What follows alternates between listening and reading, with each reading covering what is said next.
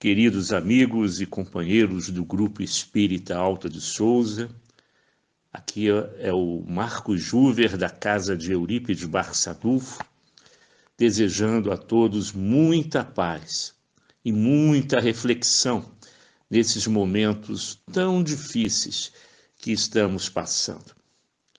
Escolhemos a página de abertura do livro do nosso querido Chico Xavier, Ceifa de Luz, onde Emmanuel nos fala no capítulo 10 dos doentes em casa. Começa com uma passagem de Paulo, dos Colossenses, capítulo 3, versículo 15.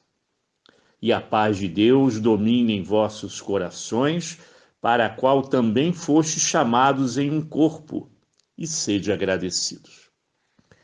E Paulo nos deixa essa recomendação, onde o nosso querido Emmanuel, com toda a elucidação que lhes cabe, nos deixa no nosso coração a seguinte interpretação: se abordasses agora o plano espiritual, para lá da morte física, e aí encontrasses criaturas queridas em dificuldade, que farias?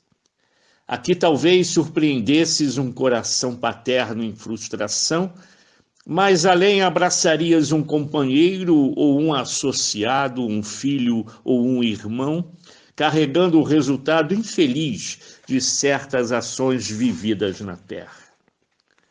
Que comportamento adotarias se as leis divinas te outorgassem livre passaporte para as esferas superiores, facultando-te, porém, a possibilidade de permanecer com os seres inesquecíveis em tarefas de amor? De certo estarias a decidir-te pela opção insopitável. Não desejarias compartilhar os céus com a dor de haver abandonado corações inolvidáveis à sombra transitória a que se empenharam com os seus próprios erros. Reconhecê-lo-ias por doentes reclamando proteção, demorar-te-ias junto deles na prestação do auxílio necessário. Referimos-nos à imagem para considerar que os parentes enfermos ou difíceis são criaturas, as quais, antes do berço em que te refizeste no plano físico, prometeste amparo e dedicação. Nascem no grupo familiar realmente convidados por ti ao teu convívio, para que possas assisti-los no devido refazimento. Entendemos no assunto que existem casos para os quais a segregação hospitalar demora e distante é a medida que não se pode evitar, mas se tens contigo alguém a quem ames, a erguer-se por este teste permanente de compreensão e paciência no instituto doméstico, não afaste esse alguém do clima afetivo em que te encontres, sob o pretexto de asserenar a família ou beneficiá-la. Guarda em tua própria casa, tanto quanto puderes, os parentes portadores de provações e não lhes decretes o exílio, ainda mesmo a preço de ouro. Apoia-os, qual se mostrem com as necessidades e lutas que lhes marcam a existência, na certeza de que todos eles são tesouros de Deus, em tarefas sob a tua responsabilidade, ante a assistência e a supervisão dos mensageiros de Deus. Está aí a mensagem de Emmanuel para nós que somos pais, filhos, para que possamos meditar imensamente em tudo que está acontecendo hoje no planeta Terra, entre os nossos entes queridos, momentos difíceis onde a nossa postura de espírita cristão se deve fazer presente. Assim sendo, vamos elevar os nossos pensamentos, mentalizando a imagem do Cristo bem próximo ao nosso coração. A figura amiga, meiga do nosso Mestre, envolvendo os nossos pensamentos em vibrações positivas. Que as nossas atitudes, palavras e ações e pensamentos sejam todas elas ligadas à esfera maior, onde espíritos amigos estão lá nos intuindo, nos impulsionando para esse roteiro que nós estamos atravessando não por acaso, mas dentro de um planejamento que nós mesmos elaboramos na pátria espiritual. Abençoe, Senhor, o nosso propósito no bem. Abençoe a todos aqueles que estão à frente de combate nesse momento, facilitando a nossa vida no ambiente doméstico. Aqueles que estão lutando, como os enfermeiros, médicos. As pessoas mais humildes, como os nossos irmãos garis, mantendo a rua limpa. A todos aqueles que estão trabalhando para que possamos estar em casa hoje com segurança. Vamos vibrar por todos esses irmãos e que Jesus esteja sempre ao nosso lado e que Ismael, o grande condutor do Brasil no plano espiritual, possa, ao lado de Jesus, dar continuidade a todo o planejamento divino, porque nós sabemos que tudo o que está acontecendo está dentro de um contexto e de um planejamento divino. Muita paz a todos e que a nossa fé seja sempre renovada pela leitura diária do nosso Evangelho, porque a nossa doutrina espírita, ela é consoladora, porque somos aliados a uma fé raciocinada e lógica e de muito bom senso. Por isso, temos a certeza que estaremos sempre amparados pelos amigos espirituais. Muita paz a todos.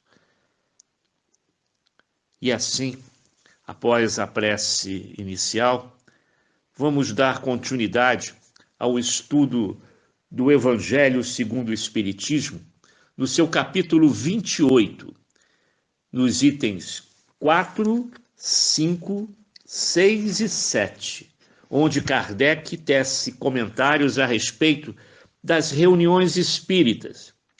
Capítulo 28 fala das coletâneas de preces espíritas, e ele explica nesse tópico a importância das orações, das preces nas reuniões espíritas e como nós devemos estar atentos a isso, porque em determinado momento, lá em Mateus, no Evangelho de Mateus, no capítulo 18, versículo 20, ele diz assim: onde quer que se encontrem 2 ou 3 pessoas reunidas em meu nome, eu com elas estarei.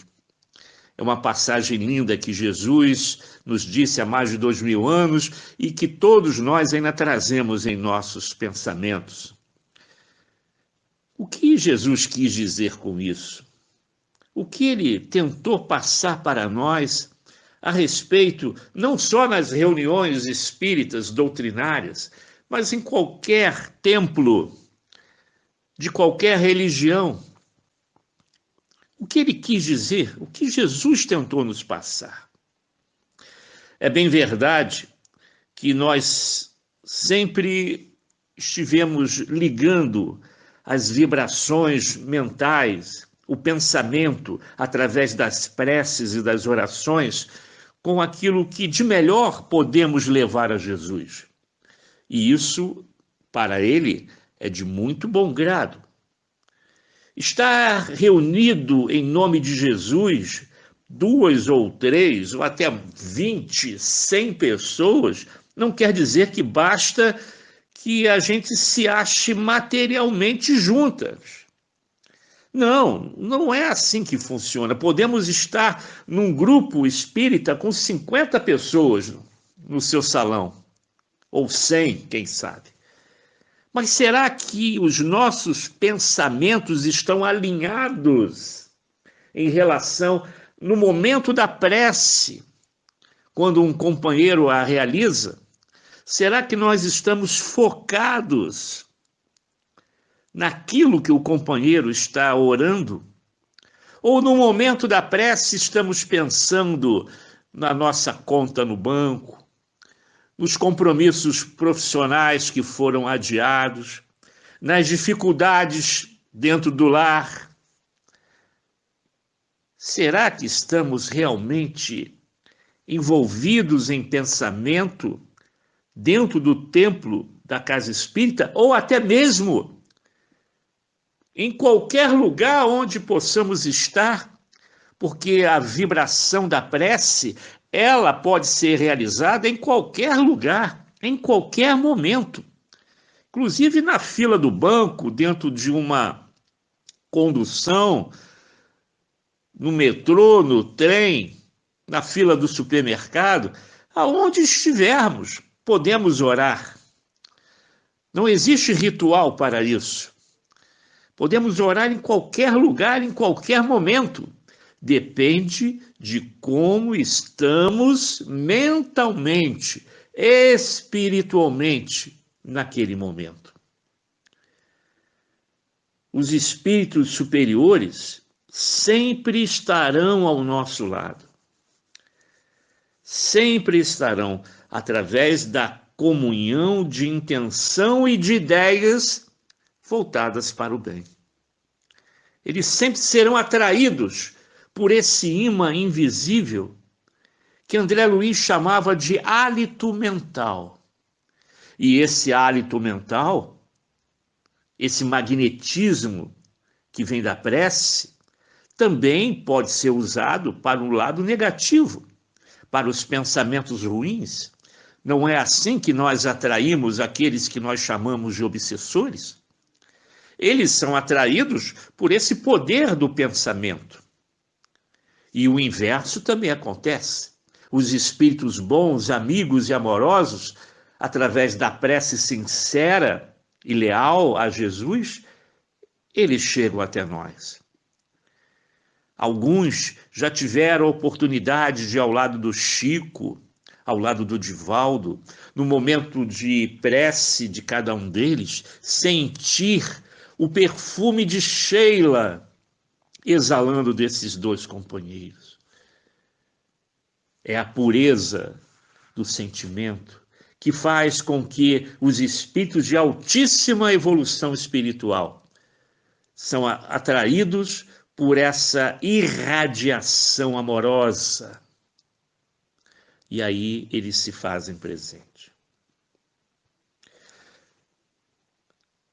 As palavras de Jesus, que há mais de 2000 anos ainda está vibrando em nossos corações, fala sobre união e fraternidade.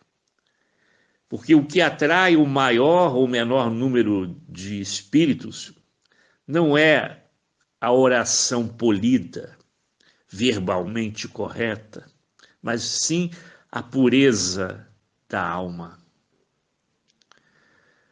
A comunhão de pensamentos pode, dentro de um templo, ser absorvida por 2 ou 3 pessoas.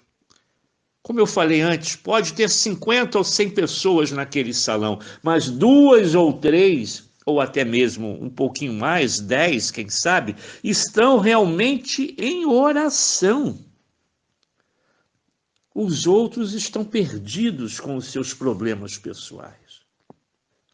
Por isso, Kardec afirmou que se 2 ou mais pessoas oram, cada uma por seu lado, embora dirijam-se ambas a Jesus, não há entre elas comunhão de pensamento, sobretudo se não são movidas por sentimentos de mútua benevolência. É exatamente isso que a gente acabou de falar. Se essas pessoas, dentro de um templo religioso, ainda se acham envolvidos com a inveja, com o ódio, com o ciúme, isso atrai correntes fluídicas negativas, que faz com que os espíritos amigos e amorosos se afastem. E não basta apenas o pretexto da reunião religiosa para atraí-los. Não, é preciso algo maior do que isso. Não são através dos cânticos maravilhosos, dos atos exteriores, que nós vamos nos aproximar de Jesus, mas a comunhão de pensamentos. É isso que nós temos que estar atentos. Na concordância com o espírito de caridade que o próprio Jesus personifica. E assim, companheiros, após esta pequena reflexão do capítulo 28 do Evangelho, nós vamos encerrar a nossa participação fazendo uma elucidação ao item 7 do Evangelho, desse capítulo 28, quando Kardec nos dá dicas e uma pequena receita de bolo para o fim de uma reunião, para a prece de um final de reunião. E nós vamos aproveitar esse item 7, que eu vou ler para vocês, como agradecimento por termos realizado este pequeno culto em que nós estivemos envolvidos.